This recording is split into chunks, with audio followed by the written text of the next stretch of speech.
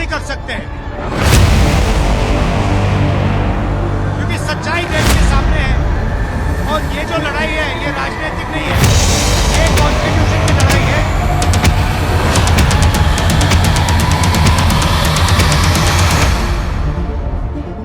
One man one vote की लड़ाई है।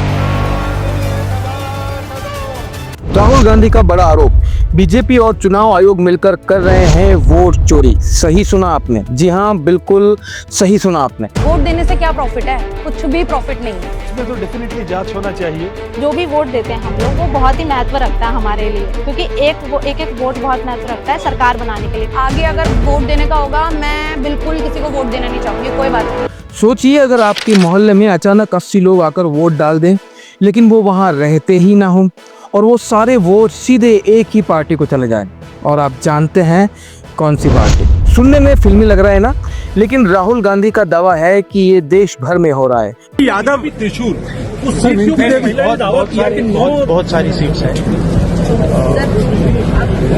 सिर्फ एक सीट नहीं है, बहुत सारी सीट।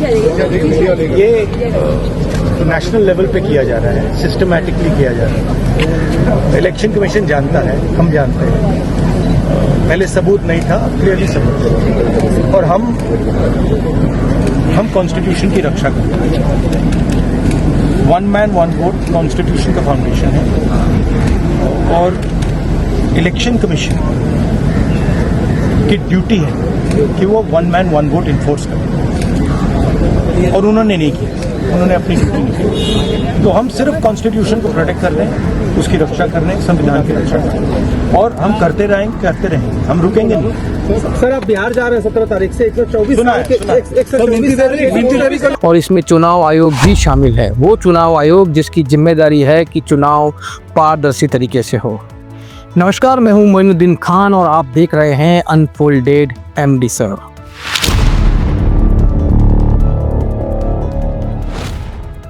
सात अगस्त को राहुल गांधी ने प्रेस कॉन्फ्रेंस कर एक बड़ा राजनीतिक एटम बम फोड़ा। वो रियल वाला परमाणु बम नहीं, पॉलिटिकल बम।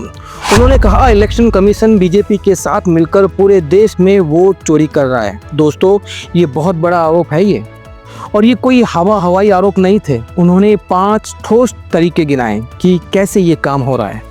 पहला, डुप्लीकेट वोटर्स, मतलब एक ही आदमी का नाम अलग अलग जगह वोटर लिस्ट में, ताकि वो एक से ज़्यादा जगह वोट डाल सके। देखिए, सबसे पहले तो ये समझिए कि वोटर लिस्ट में एक ही इंसान का नाम अलग अलग जगह डाल दिया जाता है। मतलब एक आदमी का नाम उसके असली पते पर भी है और 1, 2, कभी कभी 3, 4 जगहों पर भी डाल दिया जाता है। अब सोचिए, जब वोटिंग होगी तो उस इंसान के नाम पर अलग अलग जगह वोट पड़ जाएंगे, और फायदा किसको?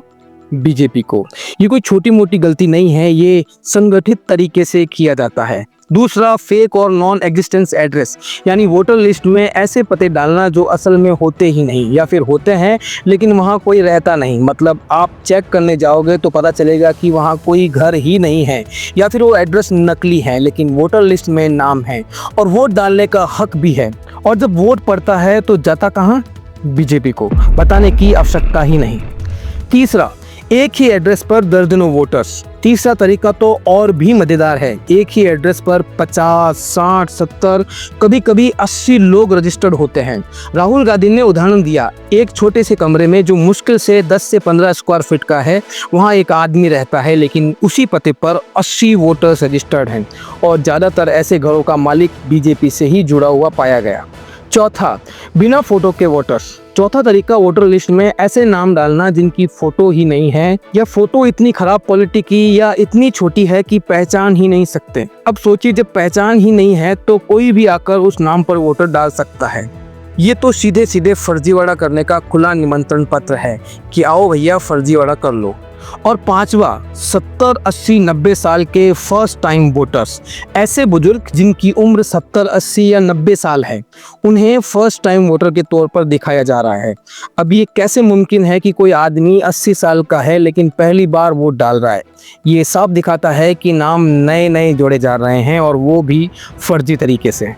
राहुल गांधी ने कहा विधानसभा और लोकसभा चुनाव के बीच जादू से नए वोटर्स आते हैं। विधानसभा और लोकसभा के बीच में जादू से नए वोटर आते हैं, और जहां जहां ये वोट डालते हैं वहां बीजेपी जीतती है। जहां भी इन नए वोटर्स ने वोट किया वहां वोट बीजेपी को। उन्होंने सबूत भी दिए। उदाहरण के तौर पर बेंगलुरु सेंट्रल की महादेवपुरा सीट, जहां 12,250 फेक वोटर्स मिले।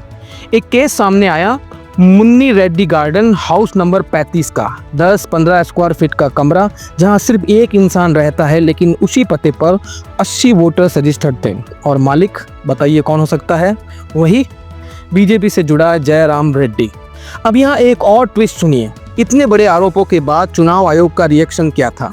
चुनाव आयोग ने कुछ ही सेकंड में ट्वीट कर दिया और कहा कि ये आरोप मिसलीडिंग है, कोई जांच नहीं, कोई पॉइंट वाइज जवाब नहीं, बस मिसलीडिंग कहकर बात खत्म कर दी। और ऊपर से शर्त रख दी, अगर जांच चाहिए तो राहुल गांधी एफिडेविट पर साइन करके ओथ ले कि सारा डेटा सही है। अब भला राहुल गांधी क्यों शपथ ले? शपथ तो इलेक्शन कमीशन को लेनी चाहिए, क्योंकि डेटा तो इलेक्शन कमीशन का है। इतना 7 फीट ऊंचा पुलिंदा राहुल गांधी ने प्रिंट थोड़ी करवाया है भाई, आप ही से लिया है मांग कर और आपको ही दिखाया है। आप जांच करिए और बताइए ऐसा क्यों और कैसे हुआ। लेकिन बात यहीं खत्म नहीं होती। इंडिया टुडे ने अपनी इन्वेस्टिगेशन में राहुल गांधी का दावा सही पाया। महादेवपुरा के उसी घर में 80 वोटर्स वाकई में रजिस्टर्ड थे। वैसे ये पहला मौका नहीं है, दिल्ली चुनाव से पहले भी आम आदमी पार्टी ने ऐसे ही फर्जी वोटर्स के सबूत दिए थे। शाहदरा में 118 वोट काटने की एप्लीकेशन तक दी थी। मीडिया ने तब भी ग्राउंड पर जाकर चेक किया था और सच मिला था। उन्होंने एक ही विधानसभा में शाहदरा में 11,008 वोट काटने के लिए एप्लीकेशन दी।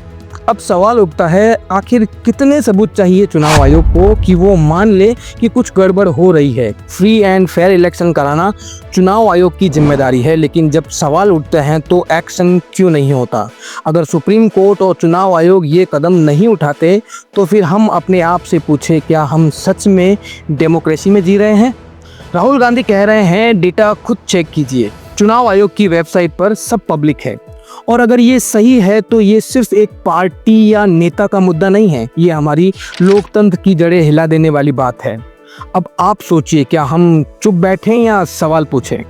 दोस्तों, अगर आपको लगता है कि ये खबर देश के हर वोटर तक पहुंचनी चाहिए तो इस वीडियो को लाइक, शेयर और कमेंट जरूर करें। और हाँ, हमारे चैनल को सब्सक्राइब कर लें ताकि सच्ची और जरूरी खबरें आप तक बिना किसी फिल्टर के पहुंचती रहें। मिलते हैं फिर किसी ऐसे ही एटम बम टाइप के किसी नए वीडियो में। तब तक के लिए सतर्क रहें, जिम्मेदार बनें अपनी वोटिंग हक के लिए, भारत की तरक्की के लिए। जय हिंद, धन्यवाद।